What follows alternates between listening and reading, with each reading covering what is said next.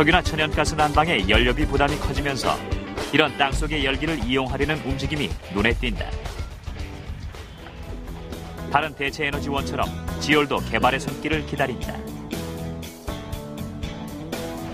이 에너지를 이용할 방법만 찾아낸다면 가정의 난방과 온수 공급은 큰 부담을 덜 것이다. 그럼 자동차 연료의 미래는 어떻게 될까?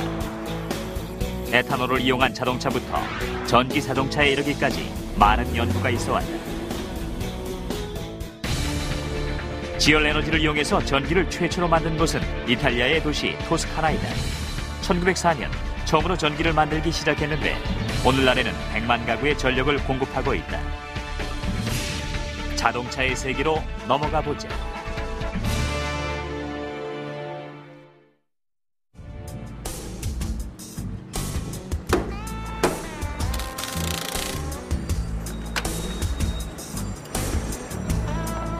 그냥 보면 평범한 자동차 수리점이다. 그런데 LA의 러브크래프트 바이오퓨얼은 아주 독특한 것이다. 몇백 달러만 지불하면 3시간 만에 디젤 자동차를 개조해서 100% 미국산 식물성 기름으로 달리게 해준다. 새 연료로 가능한 건 바이오 디젤, 미네랄 오일, 등유, 트랜스미션액, 모터 오일 등입니다. 하지만 그냥 되는 건 아니고 자동차부터 개조해야죠. 원유는 현재 세계 에너지 수요의 30%를 충당하고 있는데 계속 그 보유량이 바닥나고 있다. 그러니 재생 가능한 대체 에너지를 찾는 건 당연한 소비자의 추세라고 하겠다. 자동차도 마찬가지다. 디젤 엔진의 경우 전환 방법은 간단하다. 일단 고성능 필터를 먼저 설치한다. 열 교환기도 설치한다. 열 교환기는 엔진으로 뜨거워진 냉각제로 식물성 오일을 뜨겁게 한다. 균형만 잘 맞추면 엔진은 잘 돌아갑니다. 디젤 쓸 때보다 더 잘 나가요.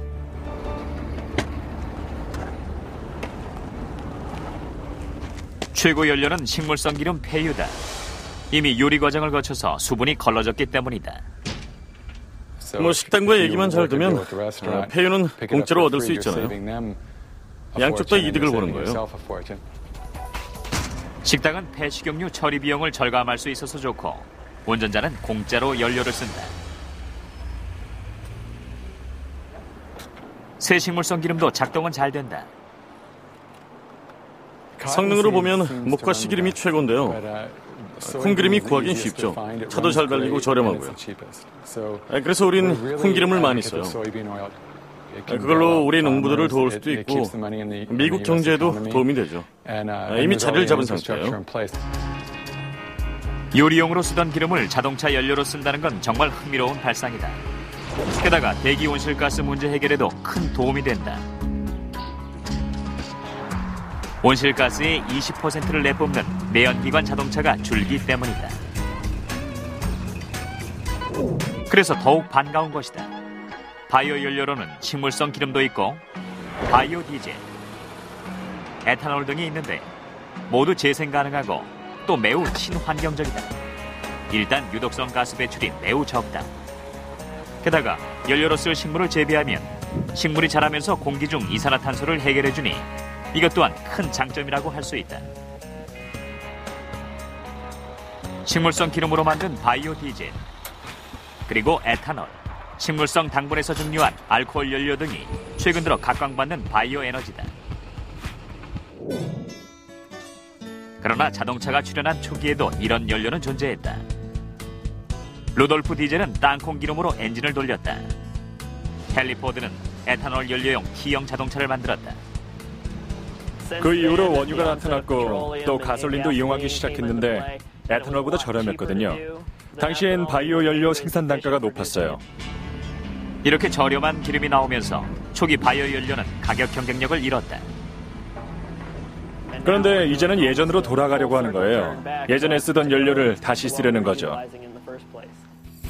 미국에서 가장 많이 논의되는 에탄올 원료는 바로 옥수수다.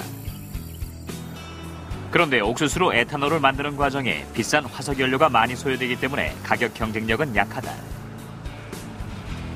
옥수수로 바이오 연료를 만들 때 필요한 석유를 일로 놓고 계산해보면 결과물은 겨우 1.3 정도에 불과해요.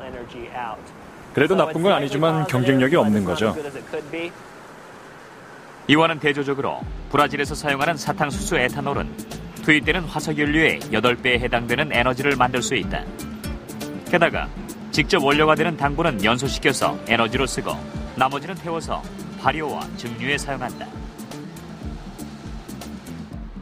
물론 탄소 방출이 적으니 좋다. 저렴한 연료를 구입할 수 있으니 일석이조다.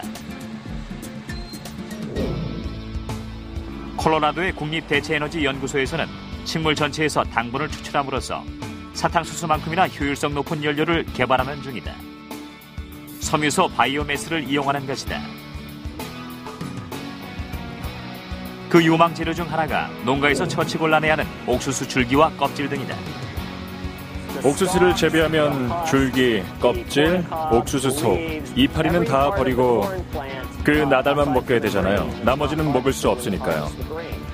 그래서 그런 건 들판에 버려두기 일쑤였어요. 쓸모없고 처치 곤란이었죠. 물론 쉬운 작업은 아니다. 효소를 이용해서 이 질긴 섬유소를 당분으로 바꿔야 하기 때문이다. 하지만 생산성은 매우 높다. 효율성 면에서 보면 10대 1로 생각하시면 됩니다.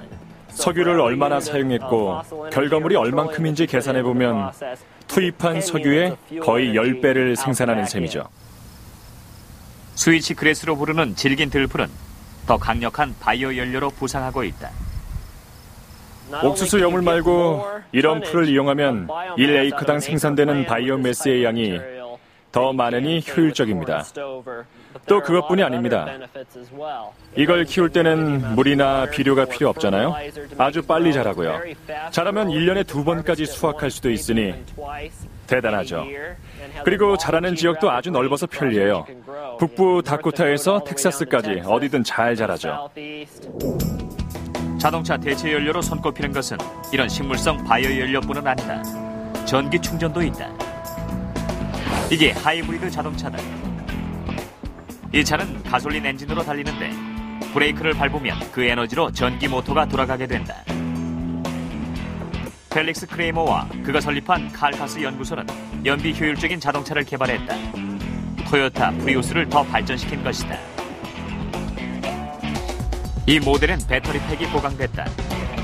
그래서 일반 120V 플러그에서 전기를 충전해 차가 움직인다. 충전하는 것도 아주 간단합니다. 시간 재보니까 9초 정도 걸리네요. 이렇게 플러그를 여기 120V에 꽂기만 하면 돼. 다른 건 없어요. 그럼 된 거예요. 간단하죠. 가솔린은 속도가 일정 수준을 넘을 때만 사용된다. 시속 56km 이하에서는 기름은 단 한 방울도 안 쓴다. 그 속도가 넘어가면 가스와 전기 모터가 같이 작동해서 리터당 42km를 달릴 수 있다. 가솔린 자동차로도 쓸 수 있으니까 불편한 게 전혀 없는 거예요. 이렇게 플러그인 하시면 돼요. 어디서든 편하게 할 수 있죠. 걱정 없어요. 전기 걱정 안 해요. 하지만 현재의 농토에서 식량과 연료용 식물까지 재배하려면 리터당 42km 이상 달리는 자동차가 필요하다. 지금의 연비로는 농지에서 자동차 연료용 식물을 재배하게 되면 식량 공급에 문제가 생긴다. 그만큼 연비 좋은 차가 절실하다. 한편 2006년에는 간단한 플러그인 전기 자동차가 국회의원들에게까지 큰 감동을 주게 됐다. 한 국회의원이 날 소개했고 제가 일어나서 전기 자동차에 필요한 장비를 보여주겠다고 했더니 모두 웃더군요. 자동차에 필요한 게 이렇게 작잖아요. 그러나 전기는 아직 주로 화석연료로 만든다. 그래서 다음 단계는 대체 에너지로 만든 전기로 이 전기 자동차에 전기를 공급하려는 것이다. 섬유소 바이오 연료도 꿈꾸고 있다. 지붕만 있는 간이차고를 설치하자는 의견도 있습니다. 이렇게 태양빛으로 전기를 만드는 시설을 주차장 지붕에 설치하는 거죠. 그럼 사람들은 거기 연결해서 충전시키면 되잖아요.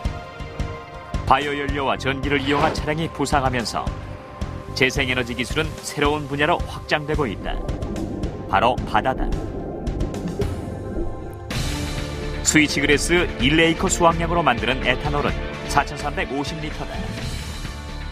사탕수수로는 에이커당 2,500리터를 생산한다. 그리고 옥수수는 1,340리터를 만든다. 대체 에너지의 다음 단계는 무엇일까?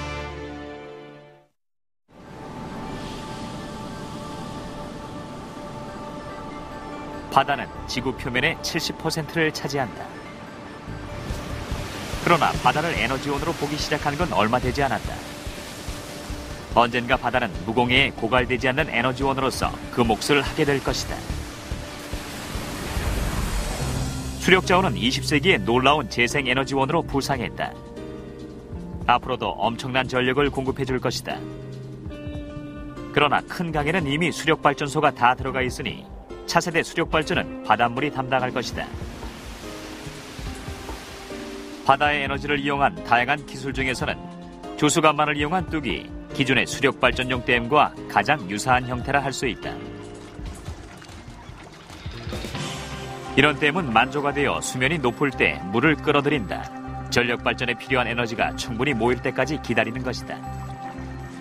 그리고 간조가 되어 수면이 낮을 때 물을 내보내면서 터빈을 돌린다.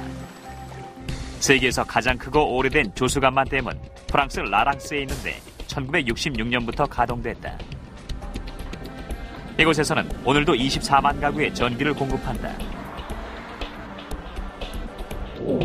최근에는 이 조류의 흐름을 에너지원으로 하는 기술까지 개발됐다.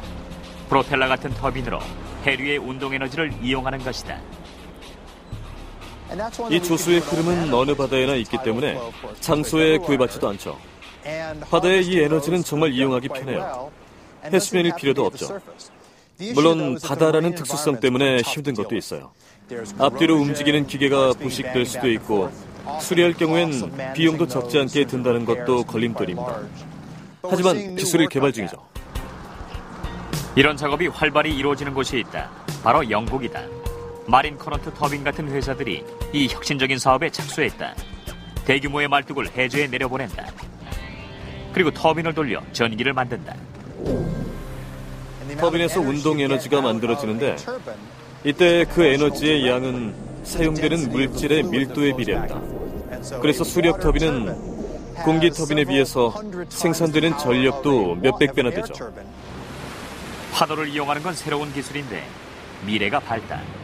파도는 어느 바다에나 있으니 활용하기 쉽기 때문이다. 이런 디자인으로 140m 길이의 파이프 체인이 각각 연결된 후 바닷속으로 내려가게 된다. 파도가 움직일 때마다 연결 부위에 설치된 수압 펌프가 저항을 받는다. 이 움직임으로 고압력 오일이 유압 모터를 통해서 펌프질을 대고 발전기가 돌아가는 것이다. 반면 전기 전송선이 물에 떠있는 발전소를 해저에 연결해준다. 스코틀랜드 회사인 오션 파워 딜리버리는 2.5메가와트급의 이런 파도 발전소를 포르투갈 해안에 설치했다. 이 발전소는 1.2제곱킬로미터 정도 되는 작은 면적인데 30메가와트 전력을 만들어낸다. 이걸로 2만 가구에 전력을 공급한다. 바다 면적이 1200제곱킬로미터면 2450만 가구에 전력을 공급할 수 있다. 지구는 곳곳에 그 지역 특유의 에너지원을 보유하고 있다. 노스다코타에는 바람이 있고 사하라 사막에는 태양에너지가 강렬하다. 그렇다면 에너지 문제에 있어서 결론은 아주 명확하다. 이런 에너지를 활용만 한다면 자원 문제도 해결된다는 것이다. 이제 우리는 화석 연료에 의존했던 경제 소비 형태를 벗어나야 합니다. 대체 에너지, 재생 에너지를 이용하는 것이죠. 고갈되지 않는 걸로 말입니다. 10년, 20년 전만 해도 생각지도 못했던 게 가능해졌잖아요. 기술은 계속 발전한다. 물론 여기엔 국가정책적인 움직임이 뒷받침되어야 한다.